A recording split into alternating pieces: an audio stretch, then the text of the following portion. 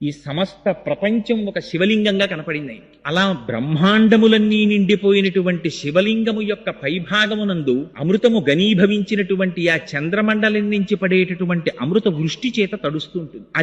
అది చల్లగా ఉంటే సమస్త ప్రాణులు చల్లగా ఉన్నట్లు లెక్క, సమస్త బ్రహ్మాండములలో ఉన్నవారు సంతోషంగా ఉన్నట్లు లెక్క. అందుకే శివలింగం మీద ధారాపాత్ర అని ఒక పాత్ర పెట్టి దానిలో నీరు పోసి దానికి కింద రంధ్రం ఏర్పరిచి సర్వకాలముల యందు దాంట్లోంచి జలములు జారి శివలింగం మీద పడేటట్టుగా ఏర్పాటు చేస్తారు. ఆ శివలింగం చాలా ఆశ్చర్యకరమైనటువంటి స్వరూపం. అసలు అది రూపముతో కూడినటువంటిది అందామా అంటే దానికి కళ్ళు లేవు, ముక్కు లేవు, చెవులు లేవు, నోరు లేదు. పోని రూపము లేనివాడు అరూపి, అసలు ఏమీ రూపం లేదండి అందామా, ఆయనకి రూపం లేకుండా లేడు. ఏదో ఒక లింగ స్వరూపం అని ఒక స్వరూపం ఒకటి ఉంది. పీఠం అంబమయం సర్వం శివలింగైశ్చ చిన్మయం సాకారంచ నిరాకారం నిర్గుణంచ గుణాత్మకం తత్వం తత్పరమం బ్రహ్మ ఇది వేదాంత డిండి